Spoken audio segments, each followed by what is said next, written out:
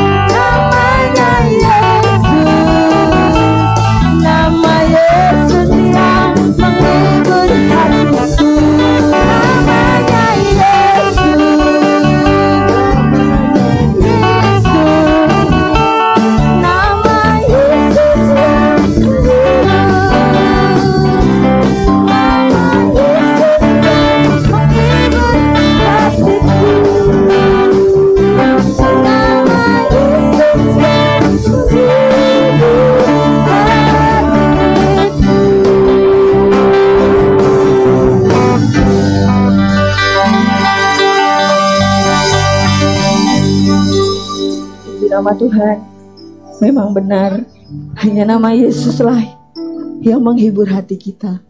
Di saat kita susah, di saat kita senang, di saat kita masa pencobaan seperti ini, saya percaya nama Yesus adalah yang selalu menghibur kita. Mari Bapak Ibu Saudara, kita siapkan hati kita lebih dalam lagi untuk menyembah Tuhan. Tak terbatas kuasa-Mu Tuhan dalam hidup kami semusim berlalu. Percaya Tuhan.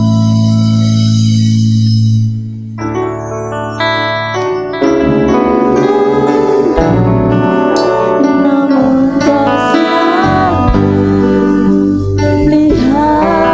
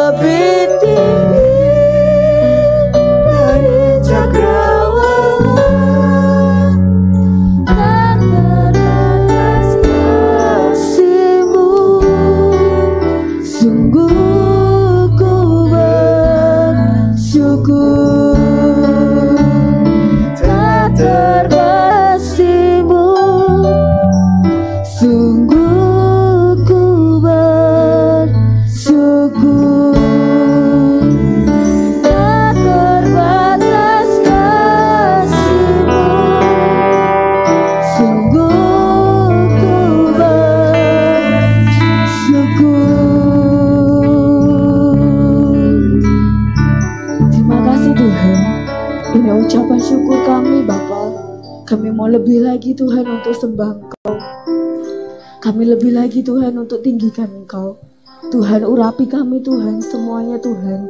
Kami percaya Tuhan tiada yang mustahil bagi Engkau. Di hari-hari yang sulit ini Tuhan, kami percaya Tuhan, mujizat-Mu masih ada dalam hidup kami.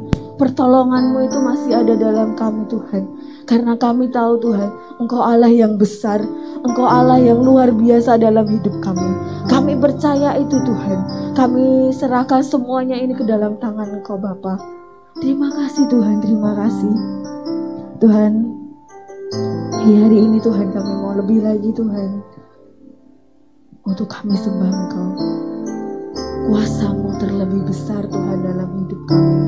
Dan kami mau menyiapkan hidup kami Tuhan untuk mendengarkan firman-Mu. Biarlah firman-Mu ini Tuhan menjadikan kehidupan kami lebih hari, lebih bertumbuh di hadapan Engkau Tuhan.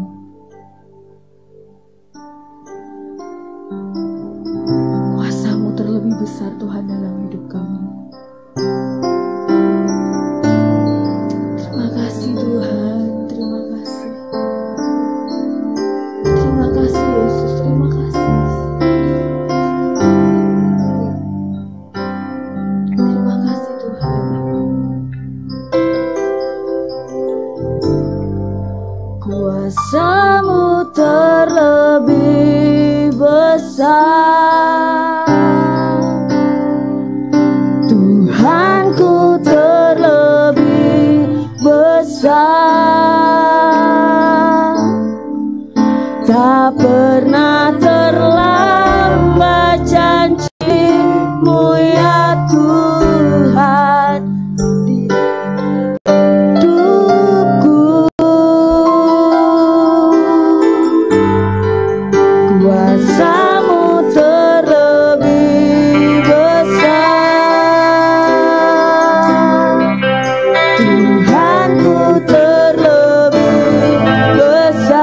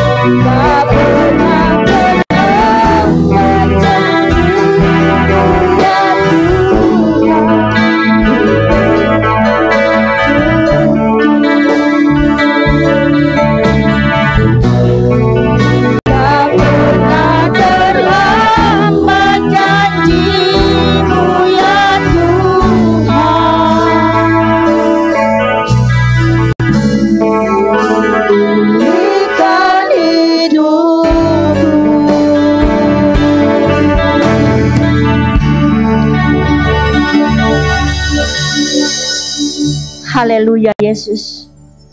Mari saudaraku, kita satukan hati kita masuk di dalam doa. Bapa, kami mengucap syukur buat hari ini. Kami percaya Tuhan hadir di tengah-tengah kami.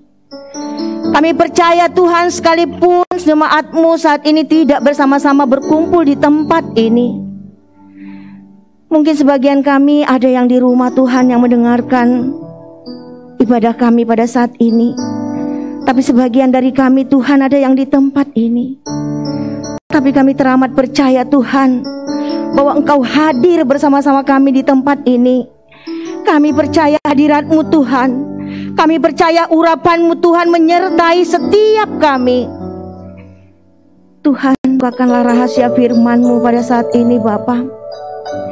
Urapi hamba-Mu Tuhan, yang Kau pakai sebagai alat-Mu untuk menyampaikan isi hati-Mu Bapa. Sembunyikan hamba di belakang salib-Mu Tuhan. Pakai hamba Tuhan, perlengkapi hamba Tuhan. Di dalam nama Tuhan Yesus, setiap kami siap mendengarkan firman-Mu saat ini. Haleluya, haleluya, amin. Salam saudaraku yang dikasihi dalam nama Tuhan Yesus. Saya percaya Tuhan senantiasa menginginkan kita untuk selalu bertumbuh, baik secara rohani maupun secara jasmani. Dalam keadaan apapun saudaraku yang kekasih di dalam nama Tuhan Yesus, Tuhan selalu mau supaya kita bertumbuh. Kita boleh mengandalkan Tuhan dalam segala aspek kehidupan kita. Karena tanpa Tuhan saudaraku, kita tidak mampu untuk melewati hari-hari kita. Pada pagi hari ini saudaraku yang kekasih dalam nama Tuhan Yesus, saya akan membawakan sebuah tema sehat secara rohani. Saudaraku yang kekasih dalam nama Tuhan Yesus, seperti apakah orang yang dikatakan sehat? Mengapa dikatakan sangat penting sehat secara rohani? Saudara, sehat adalah suatu keadaan di mana fisik dan mental kita ada dalam keadaan yang baik. Benar nggak saudara?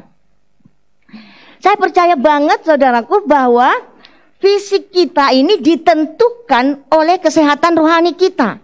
Kalau rohani kita sehat, saya percaya tubuh jiwa kita ini pasti sehat. Saudara yang kekasih di dalam nama Tuhan Yesus, kesehatan jasmani kita sangat ditentukan dengan apa yang ada di dalam diri kita. Yang terutama saudaraku, yang sangat menentukan faktor kesehatan seorang manusia adalah keadaan. Kalau yang tertekan, kalau kita dalam keadaan yang stres, nah ini akan mempengaruhi seluruh kehidupan kita. Merasuk ke dalam kalbu kita, ke dalam jiwa kita. Dan ini bisa membuat kita tidak punya semangat. Akibat ketidakpunyaan semangat, kita bisa jatuh sakit. Nah, tanpa kita sadari saudaraku, beberapa waktu yang lalu, saya pernah merasakan hal seperti ini. Semestinya ini nggak perlu saya pikirkan. Semestinya ini nggak perlu masuk ke dalam kalbu saya. Tapi yang namanya masih manusia ya, kita masih punya rasa. Seorang bapak datang ke sekolah, ya, marah-marah. Terus saya bilang, kenapa bapak marah? Apa sebabnya? Saya tidak mau ya, uang tabungan saya dipotong segitu besar. Saya kaget, kok dipotong terlalu besar? Sebesar apa ini potongan? Mari Pak, silakan duduk. Ini, saya nggak pernah ya nggak bayar uang sekolah. Saya nggak pernah ya untuk tidak membayar uang ujian, uang ini, semua diutarakan. Terus saya katakan seperti ini, saudaraku. Mana kartu Bapak? Supaya kita di cross check sama-sama. Yuk kita lihat sama-sama yuk Pak. Terus dia bilang, nggak ada. Loh, kalau nggak ada bagaimana kita bisa tahu bahwa Bapak itu sudah bayar apa belum? Tapi menurut catatan saya di sini Pak, Bapak itu belum bayar uang sekolah bulan Mei dan Juni. Itulah sebabnya maka dari tabungan Bapak saya potong. Terus dia marah, dia gebrak meja. Terus dia bilang, tidak mungkin, saya bersumpah. Lalu saya bilang, oh begini Pak, ayo kita ke kasir dulu, kita tanya dulu, apakah memang catatan di saya ini yang tidak sesuai dengan apa yang sudah Bapak utarakan. Kita tanya ke kasir, tidak ada pembayaran Bunda, 1 April ada pembayaran. Dari situ Mei Juni gak ada pembayaran. Nah itu kan Pak, tidak ada pembayaran. Dia kupuk, ditepuk tuh meja, terus dia bilang begini, biar sekolah ini maju karena nipu gitu. Aduh saya bilang, sakit banget itu. Terus saya bilang, ya udah Pak, nanti coba dicari dulu ya kartunya ya. Nanti kita kalau memang ada, nanti kita kembalikan uang yang Bapak bilang sudah bayar. Nah, ini ternyata saudaraku tanpa saya sadari ini menguasai pikiran saya. Ya. Sebenarnya kan ya udahlah selesai sampai di situ. Sampai di rumah saudaraku kok kepala saya nyut. Nah, pagi-pagi saya nggak bisa angkat kepala saya. Saya bilang sama anak-anak, Mama berobat ke dokter nih, nggak kuat nih. Begitu ke dokter pagi-pagi, dokter bilang seperti ini. Bu, ini tensinya 170 loh. Per 90. Ibu pusing nggak? Pusing sekali sih enggak, Dok. Tapi mata saya kayak cekot-cekot gitu. Wah, gini, Ibu harus istirahat ya. Tidak boleh jatuh. Ibu kesini bersama dengan siapa? Sendiri. Naik apa? Naik motor. Aduh, bu, gitu ya. Nah, di sini saya berpikir, aduh, ternyata sangat mempengaruhi. Ketika pikiran kita ini dikuasai dengan hal-hal yang begitu tidak penting untuk kita pikirkan, bisa membuat kita sakit. Bayangkan saudaraku, kalau saya sampai jatuh, kata dokter, ibu bisa stroke ringan. Nah, waduh, apalagi saudaraku yang kekasih dalam nama Tuhan Yesus. Hari-hari ini kita berada dalam situasi yang sangat-sangat menegangkan. Ya, kita ada dalam keadaan yang penuh dengan ketakutan. Kita ada di dalam keadaan yang tidak bisa kita prediksi. Ya, bahkan kita nggak tahu saudaraku, sampai kapan virus ini akan berhenti. Ya, sampai kapan kita stay at home. Sampai kapan kita berada dalam keadaan yang tidak menentu. Seperti saat ini. Semua orang bingung saudaraku. Semua kita bertanya-tanya.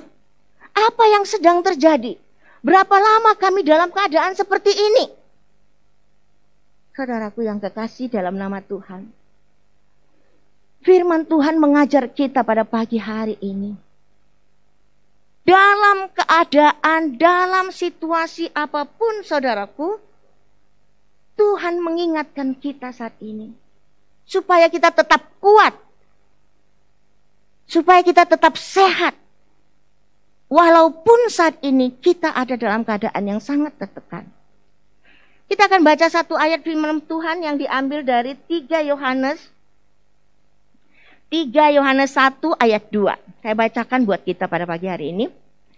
Saudaraku yang kekasih, aku berdoa, semoga engkau baik-baik dan sehat-sehat saja dalam segala sesuatu. Sama seperti jiwamu baik-baik saja. Dengan kata lain saudaraku, kalau jiwa kita sehat, maka semua keadaan, segala sesuatu yang ada di hadapan kita pasti baik. Ada 2 hal yang kita pelajari pada pagi hari ini. Bagaimana kita bisa menjaga roh kita tetap sehat. Yang pertama adalah saudaraku, dekat dengan Tuhan. Ini yang pertama. Karena orang yang dekat dengan Tuhan, dia tahu bersyukur. Orang yang dekat dengan Tuhan, dia mengandalkan hidupnya sepenuhnya di hadapan Tuhan. Orang yang dekat dengan Tuhan, ya, orang yang berbahagia, orang yang sejahtera, ya. Orang yang paling malang kehidupannya adalah orang yang tidak mempunyai hubungan dengan Tuhan. Setia saudaraku. Ketika kita tidak mempunyai hubungan dengan Tuhan, kita dikatakan orang yang paling malang. Karena apa saudaraku? Karena ada kekosongan di dalam jiwa kita yang tidak bisa diisi oleh siapapun kecuali oleh Tuhan. Itulah sebabnya firman Tuhan mengajar kita untuk mengenal Dia, mengenal Tuhan. Itu menjadi satu kebutuhan. Karena apa, saudaraku? Karena kita diciptakan segambar dan serupa dengan Allah. Jadi ada satu kebutuhan manusia yang paling dalam, yaitu mengenal Tuhan dan memiliki hubungan yang dekat dengan Tuhan. Bagaimana kita memiliki roh yang sehat? Kita harus dekat dengan Tuhan. Dikatakan orang yang paling berbahagia saat ini, saudaraku, bukan orang yang kaya. Orang yang berbahagia saat ini bukan orang yang depositnya banyak. Nah, karena satu saat nanti uang pun tidak bisa menolong kita, saudaraku. Jadi jelas, saudaraku yang kekasih dalam nama Tuhan Yesus, orang yang berbahagia saat ini adalah orang yang memiliki hubungan yang dekat dengan Tuhan. Karena orang yang mempunyai hubungan yang dekat dengan Tuhan mempunyai sukacita yang luar biasa.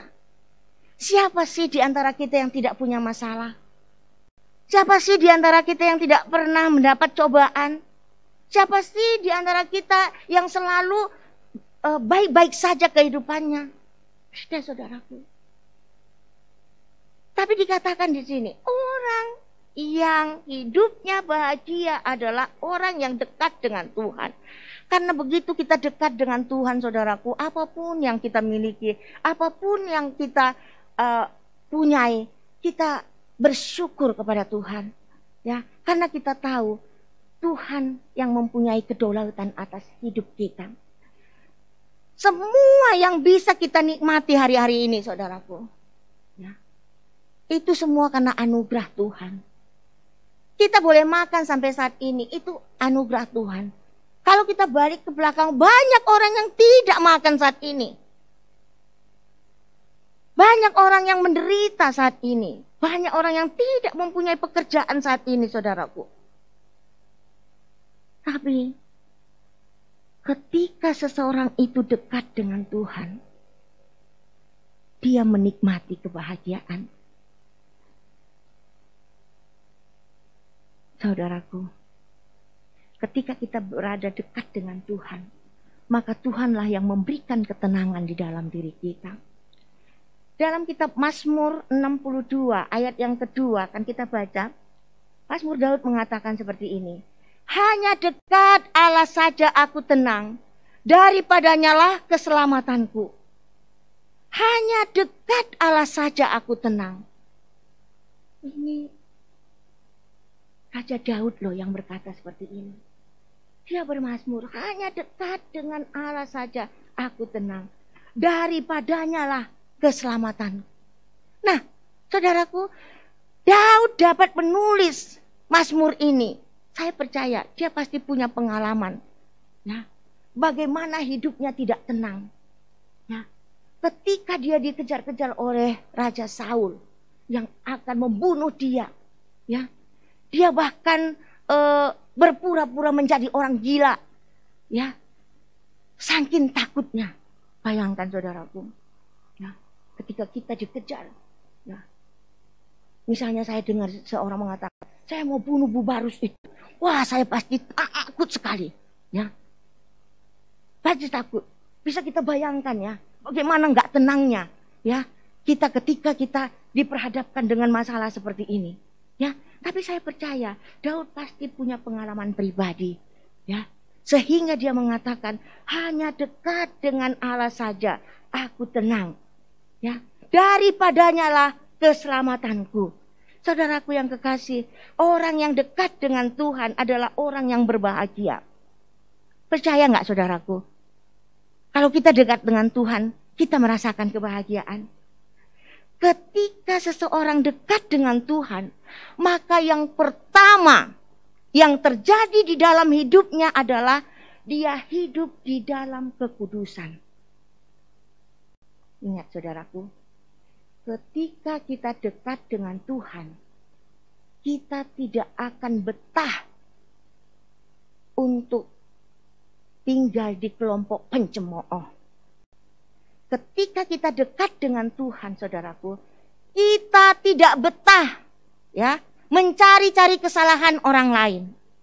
Ketika kita dekat dengan Tuhan, saudaraku, ya, kita tidak lagi mau menjadi pelakor, ya, tidak lagi mau menjadi melakukan hal-hal yang Tuhan tidak kehendaki, ya. Karena apa? Kita pasti merasa gerah. Karena apa, saudaraku? Karena Tuhan yang mengimpartasikan kekudusannya di dalam hidup kita. Ya. Kalau kemampuan kita tidak mampu, saudaraku. Setiap saat kita bisa saja melakukan kesalahan.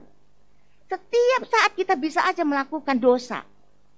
Tapi karena kita dekat dengan Tuhan, Tuhan mengisi jiwa kita. Dia ada di dalam roh kita. Sehingga dia terus mengingatkan kita. Ada Roh Kudus yang terus menuntun kita untuk selalu hidup di jalan yang benar. Ini bukti kalau kita dekat dengan Tuhan, kita pasti tidak mau melakukan hal-hal yang tidak berkenan di hadapan Tuhan. Ini yang pertama, saudaraku. Ya, ketika kita dekat dengan Tuhan, maka kita akan hidup di dalam kekudusan. Kita akan hidup di dalam perkenanan Tuhan. Nah, yang kedua, saudaraku, bagaimana kita bisa hidup dan tetap sehat? Ya. Kedua adalah kendalikan diri. Ya. Kendalikan diri. Yang pertama tadi dekat dengan Tuhan. Yang kedua, kendalikan diri. Karena orang yang bisa mengendalikan dirinya, dia seperti orang yang bisa merebut kota. Nah, orang yang menguasai diri, Alkitab berkata seperti seorang pahlawan yang bisa merebut kota. Dahsyat ya, saudaraku. Karena apa? Merebut hati pacar aja susah. Apalagi merebut kota. Ya, merebut kota berarti penduduknya wah, udah beribu-ribu, saudaraku. Nah, tapi dikatakan bahwa merebut sebuah kota memang sangat sulit. Tapi orang yang bisa mengendalikan dirinya, dia lebih dari pemenang. Ya. Ini saya baca di Amsal 25 ayat 28. Ya. Amsal 25 ayat 28 berkata seperti ini, saudaraku. Orang yang tak dapat mengendalikan diri adalah seperti kota yang roboh temboknya. Nah, bagaimana kita bisa memiliki kesehatan rohani? Yaitu waktu kita bisa mengendalikan diri kita. Karena orang yang tidak dapat mengendalikan dirinya, dia seperti kota yang temboknya roboh. Bayangkan, saudaraku, kalau temboknya roboh itu berarti ya tidak ada perlindungan. Ya. Kalau tidak ada perlindungan, maka serangan akan datang dari mana saja. Ya. Tapi ketika kita bisa mengendalikan diri kita, kita sedang membangun tembok atas hidup kita. Ya, atas hidup kita. Ya, ketika kita bisa mengendalikan diri, kita membangun tembok atas diri kita. Iblis tidak bisa menyerang kita, saudaraku. Ya, karena apa? Karena kita sudah membentengi dengan firman Tuhan. Kita mengandalkan Tuhan. Ya, sehingga ada pengendalian diri. Saudaraku, saya sangat percaya, saudaraku, bahwa kesehatan fisik ini ditentukan oleh kesehatan rohani. Ya, ini saya sangat percaya dalam hal ini. Ya, waktu roh kita kuat, maka saya percaya hidup kita, tubuh kita pasti kuat. Ya, saya punya kesaksian yang terjadi di teman saya kira-kira 20 tahun yang lalu, saudaraku. Ya. Ada seorang ibu di dalam satu keluarga, ya. Tiba-tiba setelah suaminya naik jabatan, dia selingkuh. Nah, perselingkuhan suaminya ini tidak dapat diterima akal sehatnya, saudaraku. Yang satu ada dalam pikirannya, dia katakan waktu susah dia bersama saya. Kenapa? Setelah dia senang, dia beralih ke orang lain. Ini merasuk ke dalam jiwanya, saudaraku. Sehingga dia depresi. Ya, sampai dia tidak sadarkan diri. Dia jalan dari rumahnya sampai bisa sampai 1-2 kilometer. Tahu-tahu didapat di jalan, dibawa lagi ke rumah. Ya, sampai satu hari hamba Tuhan datang. Hamba Tuhan ini berkata seperti ini. Ibu, apapun yang terjadi di dalam hidup kita, itu di luar dari batas kemampuan kita untuk bisa mengatasi. Sekarang ibu mau sembuh enggak? Ya, ibu kehilangan 1 tapi ibu mendapatkan 3. 3 maksudnya apa? 3 orang anak akan terlantar karena anak-anak ini masih kecil-kecil. Akhirnya ibu ini terus dicekokin firman Tuhan, oleh hamba Tuhan ini. Bahkan kita sering sama-sama datang, kita nyanyi. Dia kadang-kadang orang nyanyi dia ketawa, dia nyanyi dia ketawa, dia tepuk-tepuk tangan sendiri, ya. Ya. Nah, kalau lama-lama ini bisa menjadi gila, saudaraku. Tapi Tuhan berkata lain. Dia diproses lewat hal itu. Nah, dia terus dikuatkan, dia terus dicekokin firman Tuhan. Sampai akhirnya dia menangis. Dia bilang, saya nggak sanggup. Ini udah mulai ya. Waktu dia katakan saya nggak sanggup, di situ hamba Tuhan bilang, benar, kamu tidak sanggup. Tapi Tuhan sanggup. Ya, kamu tidak sanggup, tapi Tuhan sanggup memampukan kamu mengatasi masalah ini. Dia nangis, dia nangis, dia nangis, dia nangis. Dan mulai dari awal dia terus dibimbing, terus dibimbing, terus dibimbing. Sampai akhirnya saudaraku 3 tahun kemudian dia bisa sehat. Dia bisa memuji Tuhan. Bahkan hidup di dalam pelayanan. Nah, apa yang dia dapatkan saudaraku? Anak-anak semua berhasil. Dan saat ini dia menikmati kebahagiaan itu. Memang tidak selalu setelah ada perselingkuhan kita dipersatukan kembali dengan suami kita. Tapi saudaraku, dalam keadaan apapun, Tuhan selalu siap menolong kita, saudaraku. Ketika kita tidak bisa mengendalikan keadaan di sekeliling kita, maka ada satu kata yang bisa mengendalikan diri kita. Ya. Hanya ada satu kata, kendalikan diri kita. Karena kita manusia, saudaraku, kita tidak mampu dan tidak pernah bisa mengendalikan semua keadaan di sekeliling kita. Ikan semua hal di dalam hidup kita. Karena kalau kita berharap kita bisa kendalikan semua, kita akan stres. Mari berusaha, saudaraku, kendalikan diri kita. Serahkan anak-anak kita kepada Tuhan. Hanya itu yang bisa kita lakukan. Supaya kita bisa bersukacita. Ya. Kita tidak bisa mengendalikan semua hal di dalam hidup kita. Tapi ketika kita mau, nih kuncinya saudaraku. Ketika kita mau, Tuhan yang memampukan kita. Karena kemampuan itu adalah milik Tuhan. Allah yang mengerjakan semua itu di dalam hidup kita. Ya. Ketika Daud mengalami tekanan yang begitu hebat, saudaraku. Ya. Ini berbicara tentang nyawa. Ya. Bahwa dia dikejar-kejar dan akan dibunuh. Ya, Daud berkata kepada dirinya. Ya, mungkin dia sudah lelah, sembunyi ke gua-gua, lari. Ya, mungkin dia sudah lelah. Lalu dia berkata kepada dirinya, hai jiwaku, mengapa engkau tertekan, gundah gulana di dalam aku? Pujilah Tuhan, hai jiwaku. Bagaimana cara kita mengendalikan diri kita dengan memerintahkan supaya jiwa kita ini melakukan firman Tuhan? Ya, firman Tuhan mengatakan kepada kita, marilah datang kepadaku, kamu yang letih, lesu dan berbeban berat. Nah, berarti Tuhan sudah tahu bahwa banyak masalah yang akan kita hadapi. Tapi ketika kita ada di dalam firman Tuhan ini yang memberikan kekuatan di dalam hidup kita.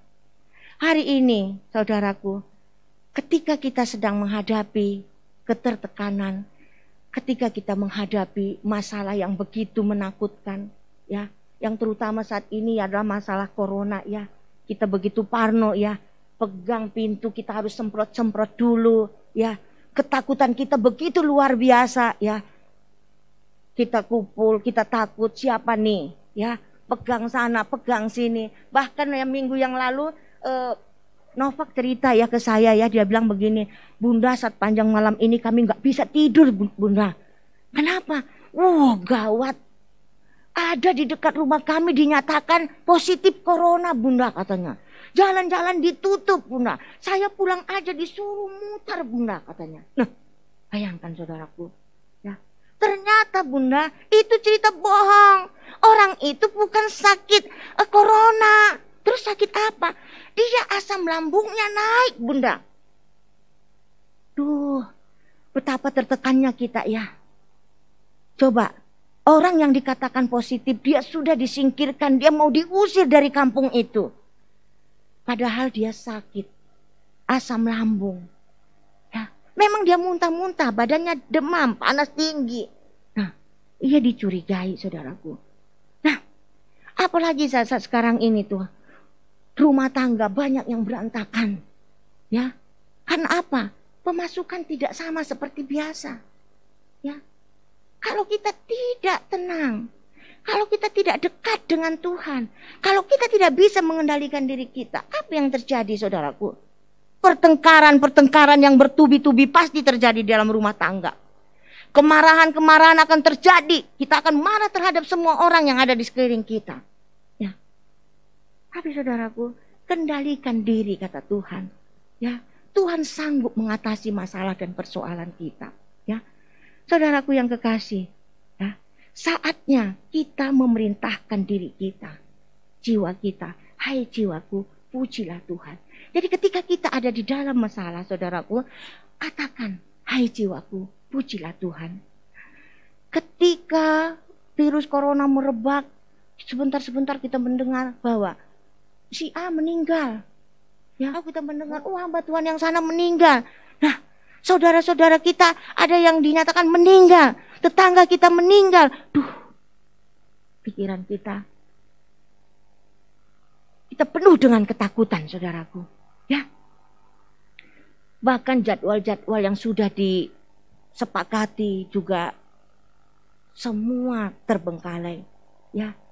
Pada saat pertama sekali corona ini dinyatakan, kita besoknya akan ujian nasional. Gagal saudaraku. Tahu sendiri ya kalau sudah gagal, semua gagal. Ya, yang tadinya kita sudah berharap, semua tidak ada lagi harapan. Nah, Tuhan izinkan semua itu saudaraku. Ya, Corona begitu dekat dengan kita.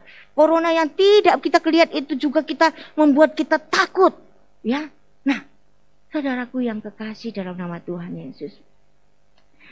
Virus yang tidak kelihatan itu bisa mengendalikan diri kita. Ya, sampai kita ada di dalam ketakutan yang luar biasa. Ya, apa saja kita kait-kaitkan dengan virus tersebut.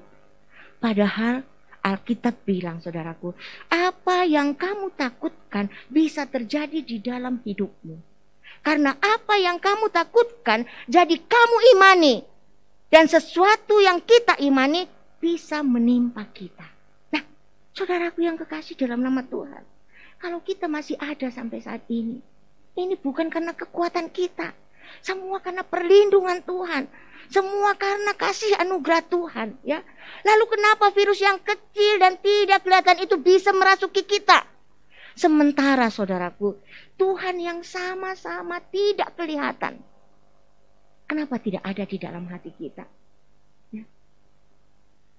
Hari-hari ini saudaraku, mari kita buang jauh-jauh, ya, rasa takut yang sangat berlebihan. Semua ketakutan itu berkatalah kepada dirimu, hai jiwaku, pujilah Tuhan. Hari ini kita berkata saudaraku, tidak ada pilihan lain. Ya, kita mau bilang Tuhan, kami mau dekat dengan Engkau. Ya, kamu mau tinggalkan semua dosa. Ya. Kami mau buang segala kenajisan. Supaya ada ketenangan saudaraku. Karena dosa adalah pencabut ketenangan yang nomor satu. Ketika seseorang ada di dalam dosa, berbuat dosa, tenggelam di dalam dosa, dia tidak mungkin memiliki ketenangan. Jadi tidak ada pilihan lagi sekarang saudaraku, selain mendekatkan diri dengan Tuhan. Yang kedua, kita mau katakan, Tuhan, aku mau mengendalikan diriku. Aku tidak mau jadi kota yang roboh, tapi aku mau jadi seorang pahlawan. Aku berkata, hai jiwaku, tunduklah kepada firman Tuhan. Nah, hari ini saudaraku, ketika kita mau berkata seperti ini, saya percaya kita akan mempunyai jiwa yang sehat, tubuh yang sehat, karena kita tidak ada pilihan lagi selain kembali kepada Tuhan. Pilihan kita hanya percaya kepada firman, sambil terus mengedepankan protokol kesehatan, sambil terus menjaga jarak, rajin cuci tangan, dan tidak lupa pakai masker.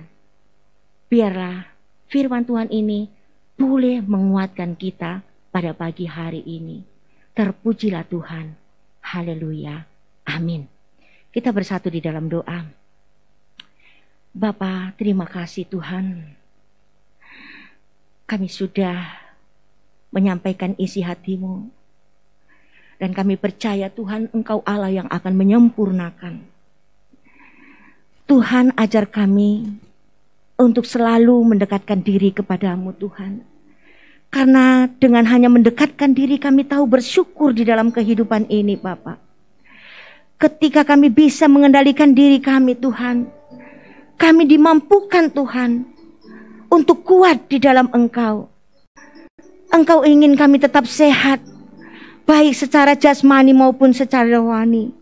Saat ini waktunya Tuhan, kami mau menyerahkan seluruh kehidupan kami ke dalam tangan Tuhan.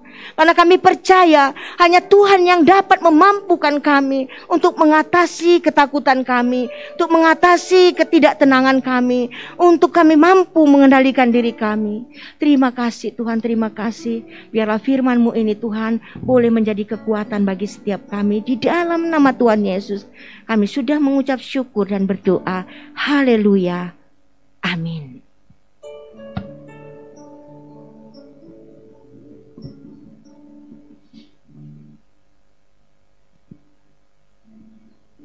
Puji Tuhan, terima kasih hamba-Nya yang sudah menyampaikan firman Tuhan.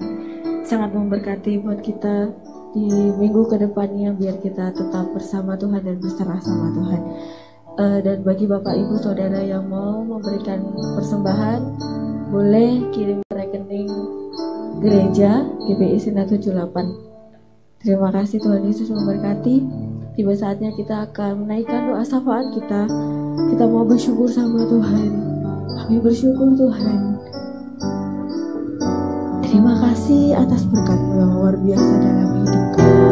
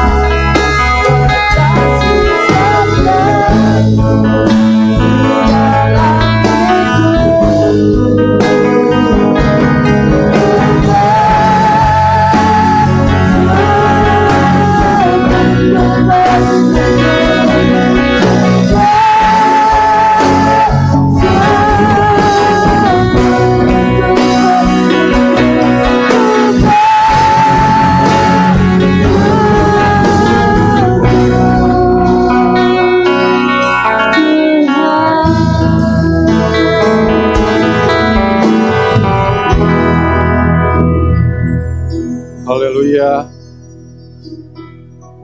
Bapa, di dalam nama Tuhan Yesus kami bersyukur karena besar kasih setia Tuhan yang Tuhan terus nyatakan dalam kehidupan kami. Ketika pagi hari ini kami masih diberikan kesempatan oleh Tuhan untuk kami beribadah secara live streaming dari tempat ini ya Tuhan. Kami bisa mengangkat puji-pujian kami dari hati kami yang paling dalam. Kami bisa merendahkan diri menyembah Engkau Tuhan. Bahkan kami bisa berdoa, dan lebih khusus kami bisa mendengarkan kebenaran firman-Mu. Bagaimana kami harus menjaga kesehatan rohani kami ya Tuhan. Karena dengan kami terus dekat dengan Engkau Tuhan, maka kami percaya kehidupan kami akan terus dipelihara oleh Engkau Tuhan. Terima kasih buat hamba-Mu, Pendeta Muda Yusniar Barus yang telah menyampaikan firman-Mu pada pagi hari ini. Biarlah Tuhan memberkati beliau dalam kehidupan rumah tangga bersama-sama dengan anak dan cucunya ya Tuhan, dalam pekerjaan dan pelayanan. Kami bersyukur semua pelayan yang telah mengambil bagian dalam pelayanan pada ibadah pagi hari ini Tuhan. Bahkan seluruh jemaat yang waktu yang sama saat ini sedang beribadah secara live streaming, biarlah Tuhan juga memberkati mereka ketika mereka pada jam yang sama beribadah di rumah masing-masing. Terima kasih Tuhan, terima kasih untuk kasih setia-Mu. Kami bersyukur untuk pemeliharaan Tuhan sepanjang minggu yang telah kami lalui. Apa yang telah kami lakukan ya Tuhan, biarlah berkenan di hadapan Tuhan. Dan ketika apa yang kami lakukan tidak berkenan, biarlah Tuhan kami mohon ampun. Karena Tuhan telah menjaga memelihara kesehatan kami. Tuhan boleh memenuhi kebutuhan kami.